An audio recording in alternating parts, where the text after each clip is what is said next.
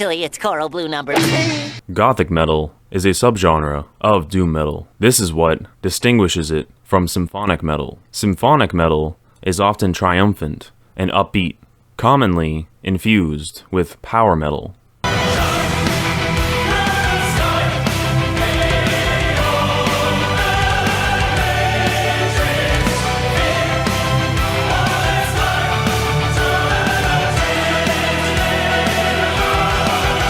But Gothic metal is the opposite. It is downtrodden and forlorn.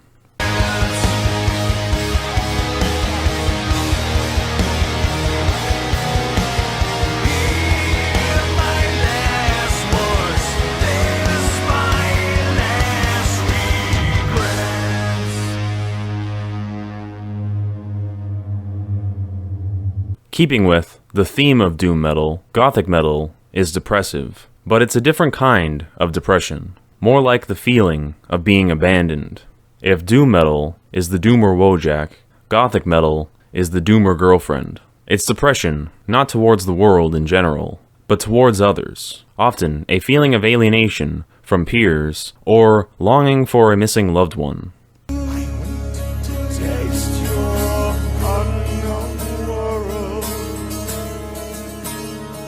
The clock spins to time, that must mean nothing. Meet me in the dreamtime water troughs, shifting, shaping currents, flowing memory. The fact that Gothic metal bands usually have female singers fits this style of feminine depression. I'm falling into the deep. I'm falling, drowning in memory. My destiny. I promise, I'm drowning in destiny. My Destiny. This is not to say that someone like Peter Steele is feminine by any means. And in fact, when there are male singers in Gothic metal, they often have deep masculine voices. Now it's all Hallows Eve. The moon is full. I don't wanna be me. I don't wanna be anymore. Sometimes, bands will also have two vocalists in a duet where they have a Beauty and the Beast type effect, where a soft feminine voice contrasts with a death metal type vocalist.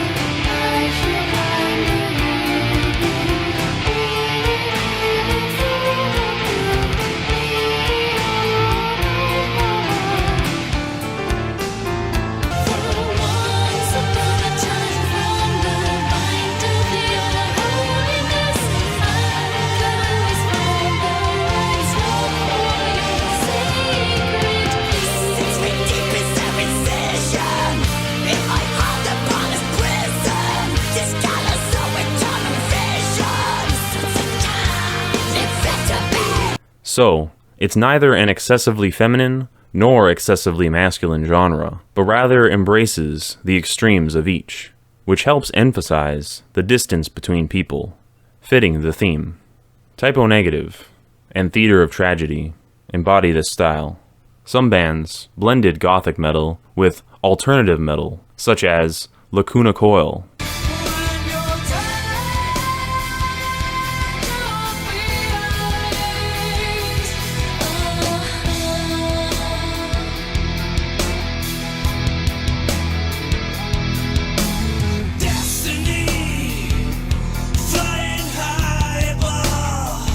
And of course, the infamous Evanescence, who take Gothic metal and mix it with alternative metal and hard rock.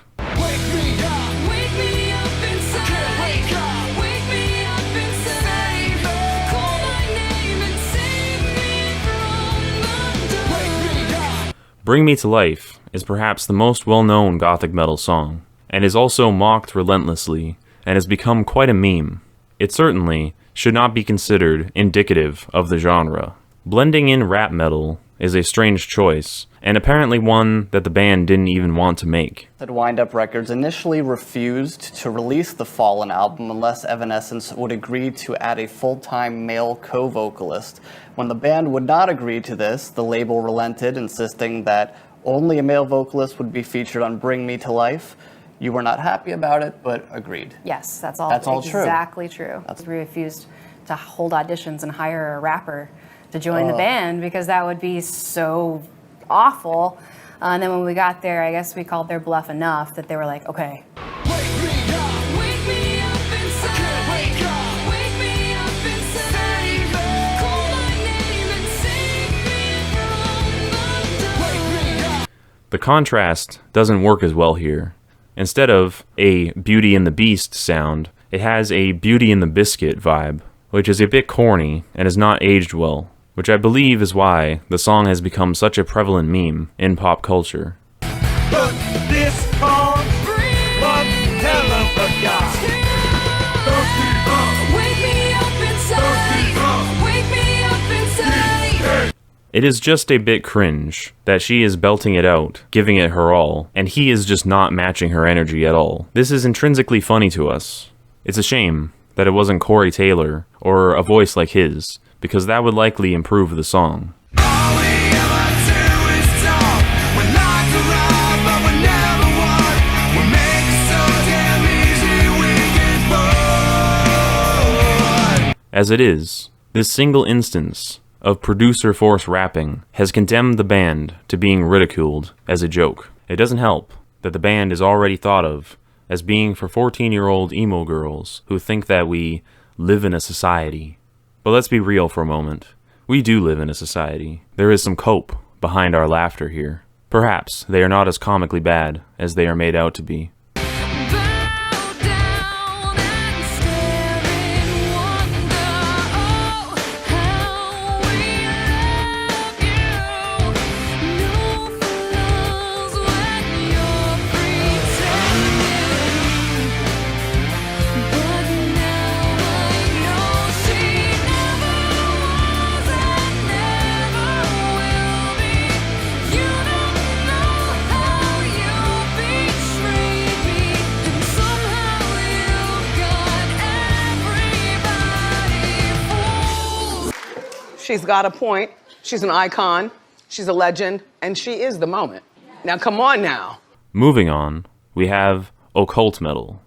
This is a genre that's not talked about a lot, but I think it's a lot more common than people realize. It's a mix of occult rock and metal. Now, occult rock is already in the realm of proto-metal.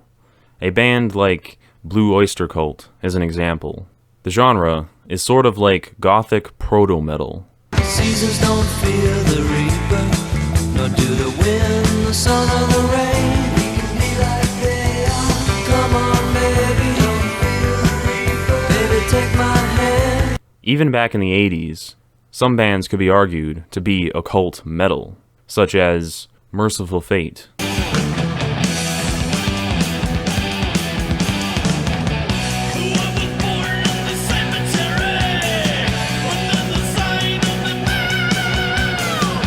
And Danzig. Mother, tell your children not to walk my way.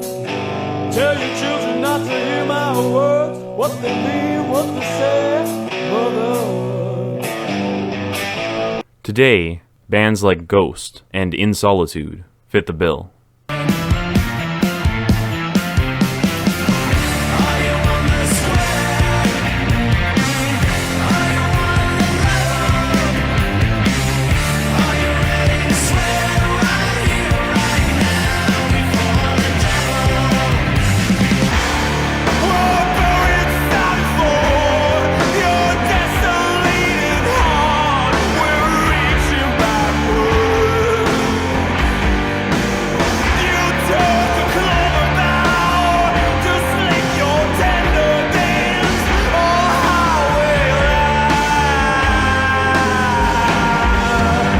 If I'm wrong, please correct me, but I detect a distinct style here, even if people seldom use the term occult metal. Serpents are rising. We're coiling inside the mind of the dead. Brain is on fire. That shakes the cost to its foundation.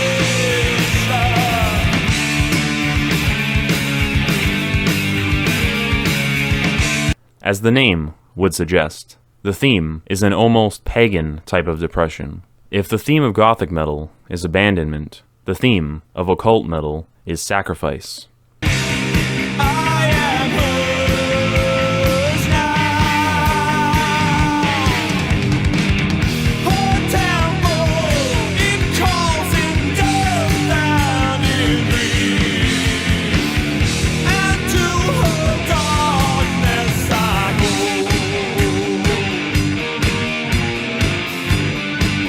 Musically, it differs from occult rock in that it has influence from doom metal and occasionally black metal and traditional heavy metal as well. Of love and misrule, she carries the night.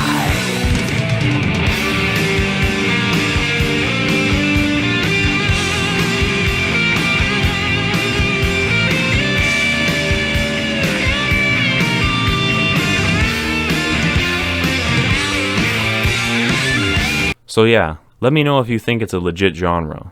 I think it is. Finally, we have funeral doom metal, which is a fusion of death metal, doom metal, and gothic metal. The theme is not much of a surprise, given its name.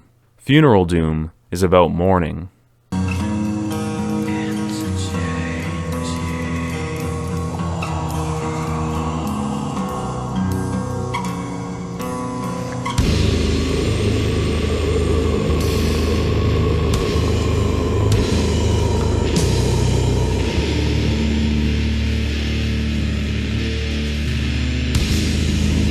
You would think music so heavy could not be so sad, but you'd be wrong.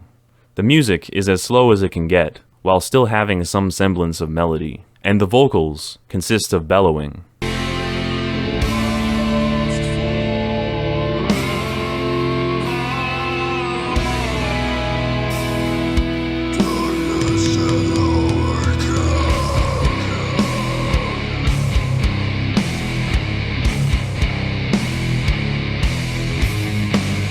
It differs from mere death doom, which does not linger and drone as much.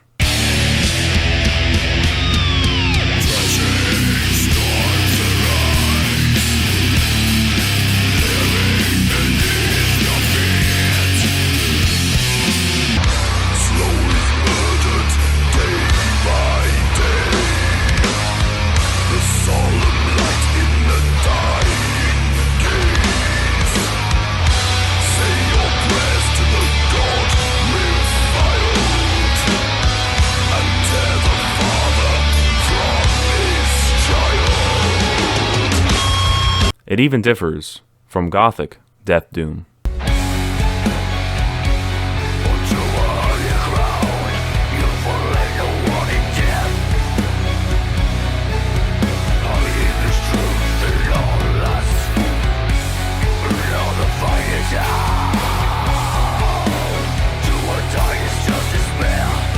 Funeral doom is a distinct style. It is different than the sum of its parts.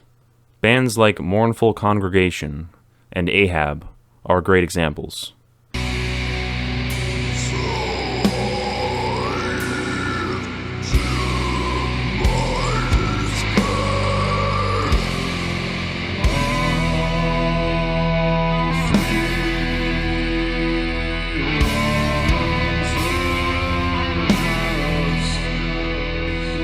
Speaking of parts, it looks like this is going to require a part 3. I will cover drone metal and others in the third and hopefully final installment of doom metal subgenres covered in full. I will leave off with Triptychon, who might be the most interesting band in the doom metal subgenre.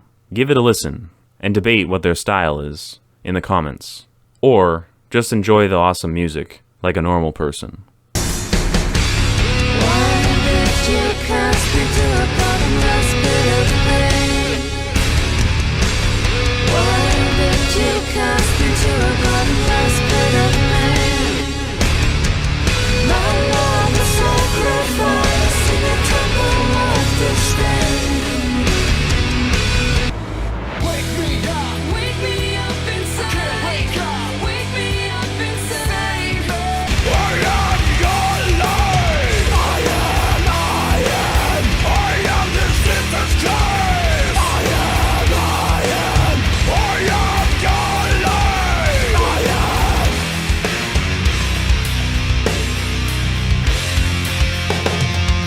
Now, that's a chorus.